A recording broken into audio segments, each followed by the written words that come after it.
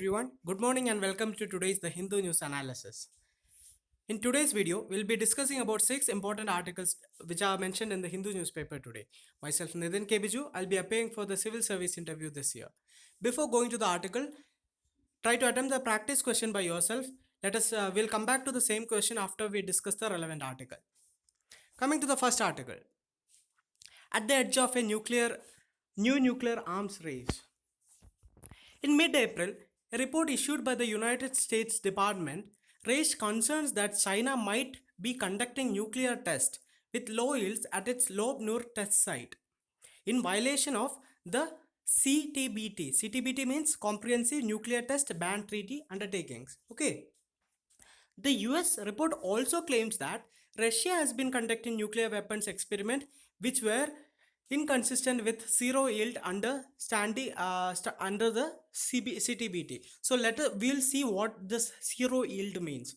Okay, continuing, we can see that Russia and China have rejected the claims by the US, but the growing rivalry among the major powers of the report is like a likely harbinger for a new nuclear arms race, which would also mark the demise of the CTBT that came into being in 1996 but failed to enter into force. We'll be discussing about CTBT also because it is a very important prelims related fact. Okay. Now, coming to CTBT, there were always attempts to stop the nuclear race, right? So in 1963, there was a partial test ban treaty which was concluded. It banned underwater and atmospheric test. So here in partial, why it is called partial? It only banned the underwater as well as the atmospheric test. So what happened? All the countries started shifting their test to underground because underground was not banned. So the CTBT was necessary, right? And eventually to ban the underground test also. So to ban all testing, that is comprehensive.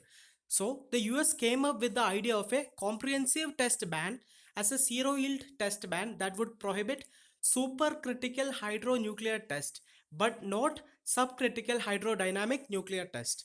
So before going further, we'll just discuss these concepts. What is the zero yield, supercritical, all those stuffs. Okay. So what it means that CTBT is a zero yield treaty. It means that the agreement prohibits all nuclear explosions that produce a self-sustaining supercritical chain reaction of any kind, whether for weapons purposes or peaceful purposes. So as you all know, there are the nuclear reactions are mainly done using nuclear fission, right? Nuclear fission reaction, please go to the basics and read about nuclear fission, what it is done. A nucleus is split into two, right? So here the nuclear fission, it should not be self-sustaining and it should not be supercritical. Supercritical means it can increase over a period of time. The energy released by the fission reaction, it increases over a period of, it should not happen. So if it doesn't happen, it is called a zero yield. If it happens, if the reaction is self-sustaining and supercritical, then it is a non-zero yield reaction, right? Also it's written here, a supercritical mass is one in which once the fission has started, it will proceed as an increasing rate. What will happen if the fission proceeds as an increasing rate? It will create bigger explosions, right? It will create more disaster. So that's why CTBT prohibits all these supercritical reactions, right? So now coming back to the article. So coming to the same point again, eventually the US came up with the idea of defining the CTBT as a zero yield test ban. So I hope you understood what zero yield means, and it would prohibit supercritical. Supercritical means the reaction goes at an increasing rate, right? But it does not ban subcritical hydrodynamic nuclear test. So the reactions which goes at a decreasing rate, it is not banned under CTBT. So please keep this in mind. CTBT bans only supercritical reactions.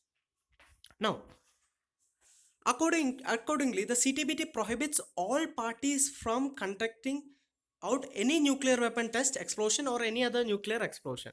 So in all the areas, it's called comprehensive because it is prohibited everywhere, like underground, underwater, atmosphere, wherever it is. Now, why it lacks authority? CTBT lacks the authority because coming to India, like India had proposed for disarmament. Disarmament means complete avoiding of complete destruction of the weapons. India said that weapons should be used, I mean, nuclear technology should be used only for peace purposes. No weapon should be developed. That is called as disarmament. But it was rejected in 1996. So India announced that, okay, we are in support of this disarmament, not just banning of the testing. Okay, so if you don't want to listen, we are not in this deal, right? So India came out of this CTBT thing. Also, there was a provision that listed 44 countries by name whose ratification was necessary for the treaty to enter into force, and those 44 countries included India. So if India does not ratify it, the treaty will not be in force, right? So anyway, the CTBT was adopted by a majority vote in the United Nations, and it was open for signature. So signature, there are two things. One thing is a country should sign it, then the country's parliament should ratify it. These two things are necessary, okay, for a treaty to come into force. But out of those 44 listed countries, only 36 have ratified the treaty, right? Also, China, Egypt, Iran, Israel, and US, they have signed the treaty but not ratified it, right? China told that we'll ratify only if the United States ratify it. Also, three countries didn't even sign it. Which all are those three countries? North Korea, India, and Pakistan are the three countries who didn't even sign it. So as we have already seen, there are 8 countries which didn't ratify it. Out of that, 5 countries signed it but didn't ratify, and 3 countries including India didn't even sign, neither signed nor ratified it. Also, all these three countries, that is North Korea, India, and Pakistan, have conducted tests after 1996 also. India and Pakistan conducted in May 1998. And North Korea has carried it out 6 times between 2006 and 2017. Therefore, because of these reasons, the CTBT has not entered into force and it lacks the legal authority. Now, but there is a organization which oversees and monitors the testing, whether testing happens throughout the world, and that organization is called CTBTO, or Comprehensive Nuclear Test Ban Treaty Organization. It runs a verification system built around a network of various sensors. The sensors are seismic sensors, underwater infrastructure sensors, etc. So these are monitoring stations which is set up throughout the world to see if any nuclear testing is going on. Okay, now the competition is back, as we have already seen what the report of the US said. Now what is the difference? The key change from the 1990s. 1990s means when the CTBT was signed, 1996, right? So it is that the US is not a unipolar power now. There are powers like Russia and China which are equally important now, right?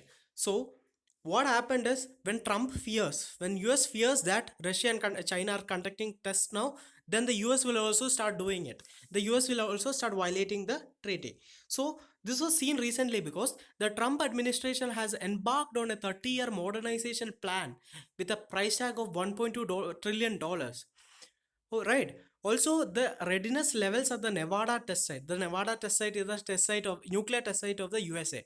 Okay, so the readiness at the levels at the Nevada test site that was silent since 1992, they are being enhanced to permit resumption of testing at a 6-month notice. So that testing site is not working for 1992, but recently they told that the Nevada site to be ready within a 6-month notice, right? So this is showing that the countries are behind the nuclear race again.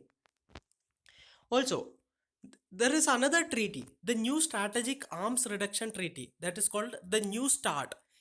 It limits the US and Russian arsenals, or nuclear arsenals, but the issue is that it will expire in 2021.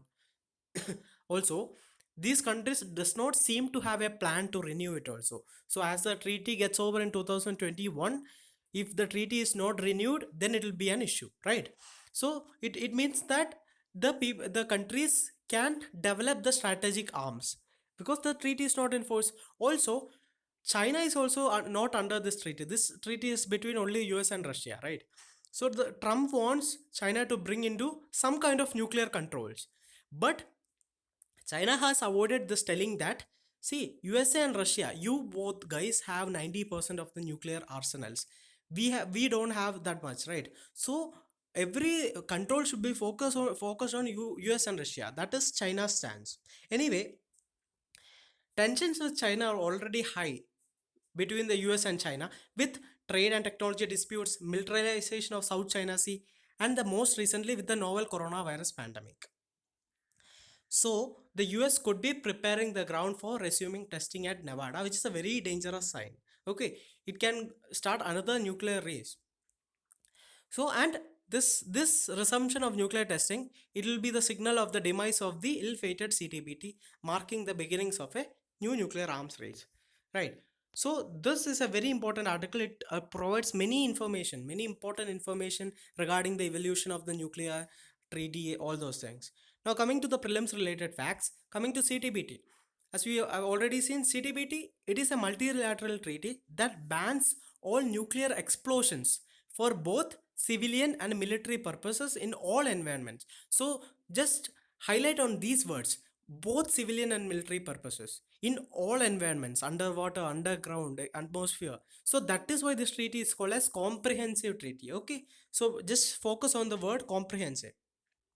Also, it was adopted by the United Nations in 1996, but not entered into force as 8 countries have not ratified the treaty. We have already seen which all are those 8 countries: China, Egypt, India, Iran, Israel, North Korea, Pakistan, and United States. Out of these 5 countries have signed it but not ratified. 3 countries neither signed it nor ratified it. That includes India.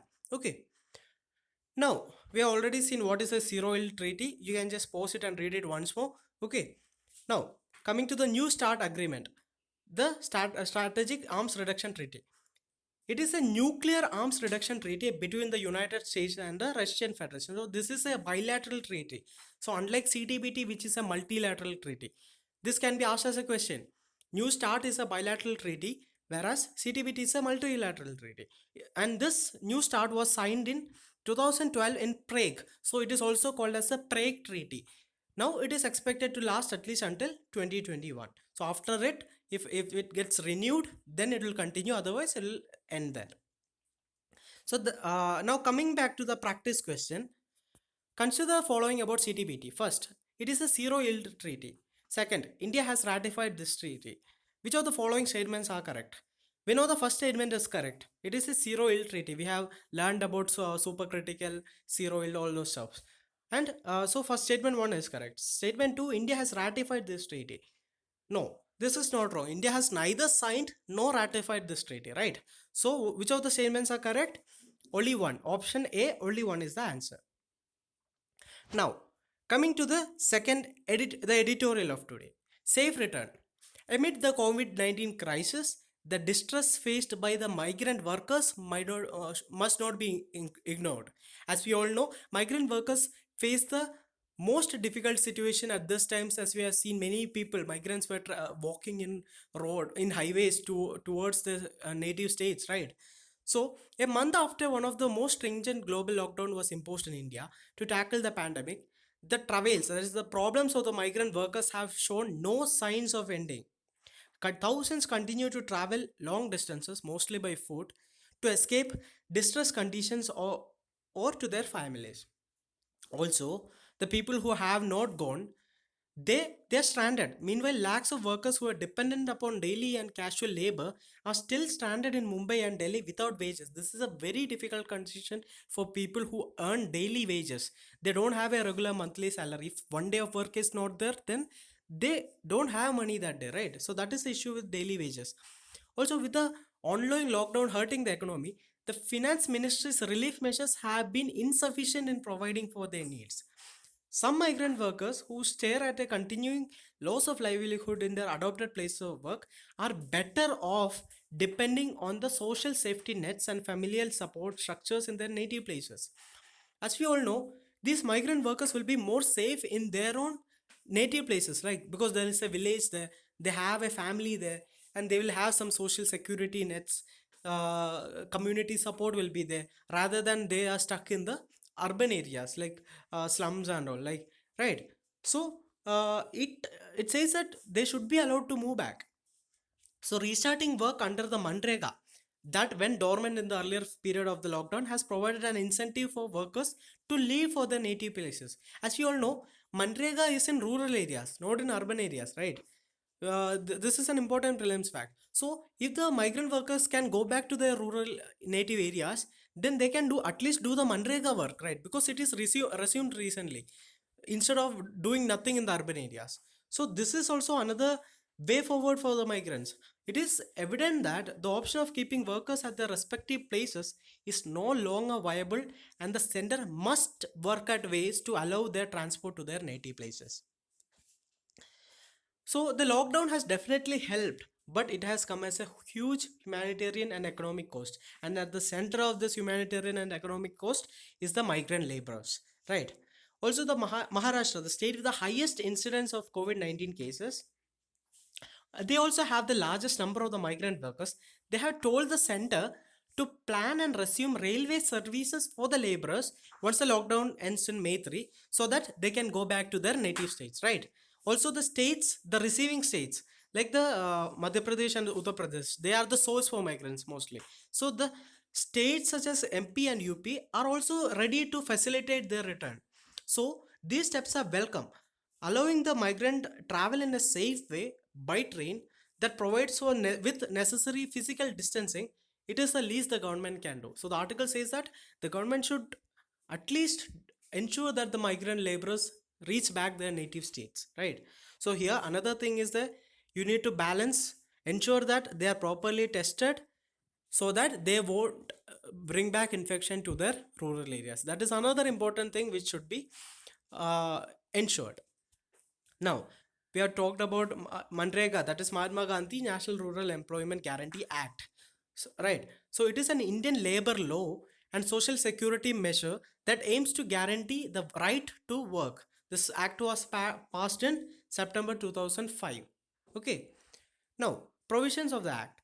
It aims to enhance livelihood security in rural areas. Rural areas, right? That is the highlight here. And it provides at least 100 days of wage employment. If 100 days of wage employment is not given, then the unemployment allowance will be given. Okay. And to every household whose adult members volunteered to do unskilled manual work. So here the nature of the work is unskilled, like construction of roads, dams, or like that. Okay. So learn about Manrega. It can be asked in the prelims examination. Now coming to the third topic. This is another editorial in today's Hindu newspaper, Pandemic and Panic.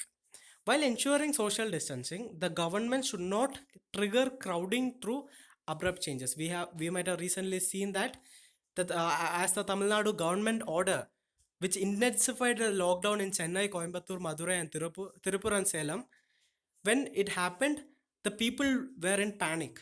The people were in panic, and thousands of people they gathered in the grocery stores, vegetable shops, petrol pumps, and many of them ignoring the safety norms. Also, anxiety over the access to essential goods, particularly those who do not store articles for a long periods, it triggered panic buying. So as the lockdown is intensifying, people started moving out to buy all the things, vegetables, all the stuffs, and it created another health issue now. Such chaotic events are an invitation to disaster since the dangerous virus is also highly contagious. Okay, although its fallout will be known in the days ahead, whether this had resulted in a spike of cases or something, we'll come to know in the coming days. But this crowding effect could pass off as an aberration if the focus returns to raising administrative efficiency. If the administration is able to respond in an efficient manner, then what happened yesterday in the last 2 days can be controlled, it can be mitigated, right? So, barring emergencies, care needs of patients with chronic non-COVID conditions and the death of the kin. So, if these emergency situations doesn't happen, an average citizen can adjust the lockdown reasonably if food, medicine, and other essential items are available. So, what should the government do? Ensure that an average citizen gets all the stuffs, and that too at his doorsteps. But the crowding challenge during the lockdown is posed mainly by the use of personal vehicles, right? If the personal vehicles are restricted, we can reduce this crowding effect to a good manner.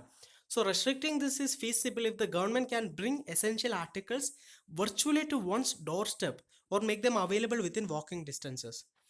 Also, the physical distancing and a no mask, no service rule should apply. If the people are not wearing mask, they should not be given any services. That kind of a rule can ensure that all the people will start wearing mask, right? Also, in the coming future, periodic lockdowns may also become common when there are infection spikes. So the administration needs refined tools and consultative process with all the sectors for this new normal. The coming future, what might happen, even though after May 3rd, the lockdown is almost lifted, but depending on the spike of the cases in some areas, like local lockdowns can happen. So this is what, but the government should be prepared for that. So this is what the editorial talks about. Coming to, sorry, coming to the next article, no remaining cases in Wuhan hospitals.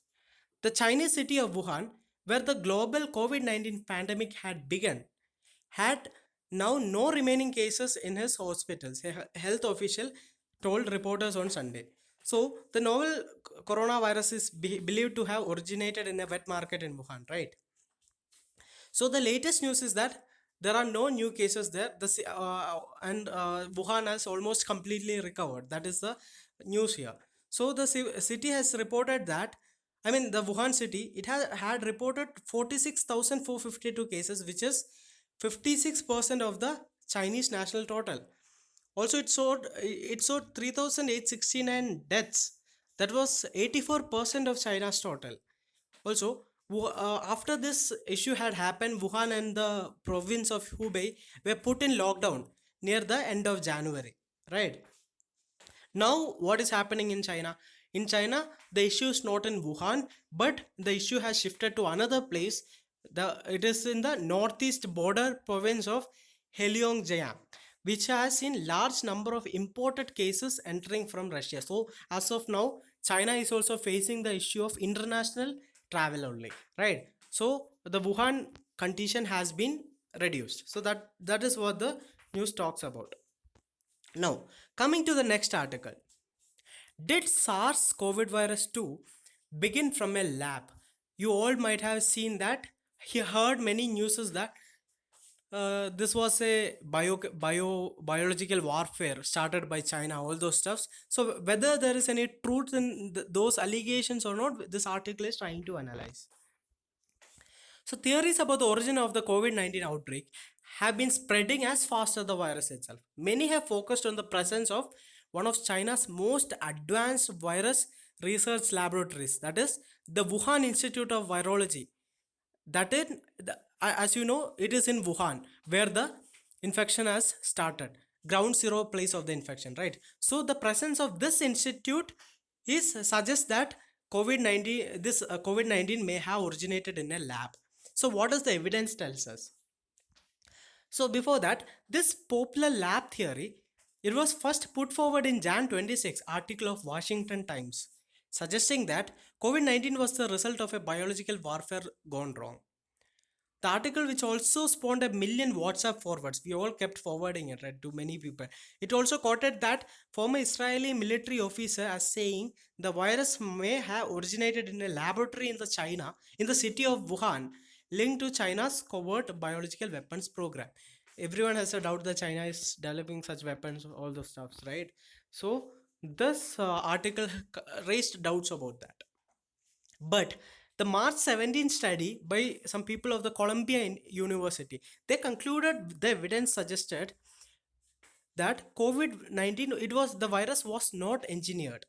It is the research of the Columbia University is telling that no, it is not a engineered virus, but it came from the natural sources. The virus sequence was 96% identical at the whole genome level to a bat coronavirus. It suggested two possible origins: natural selection in an animal host before zoonotic transfer.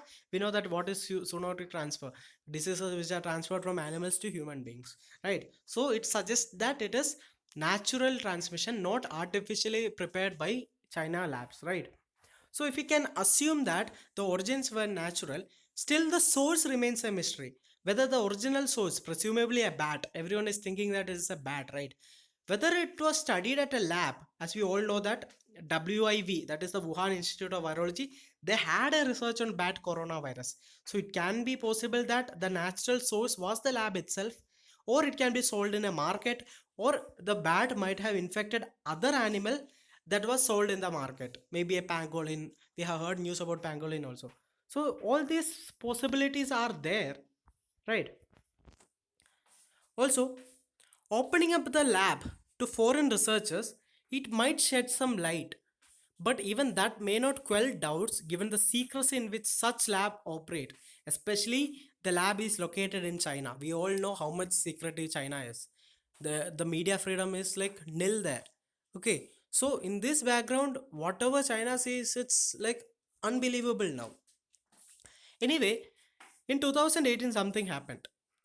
The scientists at the WIV, including a top expert called Shi Zhengli, they published a paper in Nature, that is a magazine, a paper in Nature in December 2018 that it is on the origin and evolution of pathogenic coronavirus. So in 2018 they had published something like this which is related to coronavirus. But they warned of the increasing dangers of spillovers of bad coronavirus because of the human activities bringing them in close proximity to bats. So here that the article is telling that the scientists of the WIV has already warned people in 2018, but now their warnings have come true, but they find themselves being blamed from the new virus. So it is an irony now. They warned in 2018, now they are blamed for the present pandemic. Anyway, there is no evidence to prove or disprove a laboratory leak. In the scientific community, new theories are usually regarded as credible based on the evidence only. As of now, if there is no evidence, then the theory is not true. Till the evidence comes, this theory remains false, right? So, but this is not the case with politicians or journalists or foreign policy experts, whomever it is, or even the normal people. For them, till it is disproved, it is true. But for scientists, it is the other way around. Till it is proved based on evidence, it is false. So that is what the article is talking about. I hope you understood this. Now, coming to the next article, do not lower guard against virus, urges PM. The Prime Minister, in his monthly Man Ki Baat program, he acknowledged that India's fight against COVID-19 is people driven. Also, he asked the citizens to remain careful and not to lower their guard. Lower their guard means not to reduce the precautions against the pandemic on the assumption that it will not affect them. Also, the Prime Minister stressed on strictly following the social distancing protocols, not spitting in the open, wearing masks, covering faces with gamchas while stepping. Gamchas means towel, right? So, he also told about a poetic line, Do gaj duri, bahut hai zaruri. So, 2 meters distance is very essential, the Prime Minister said while explaining the need to follow the COVID protocols, right? So, this is all about the news. So that is the end of the articles, the most important articles today. I hope you like the video. Please subscribe to the channel, share it with your friends and press the bell icon so that you will get instant updates. Have a nice day. Thank you.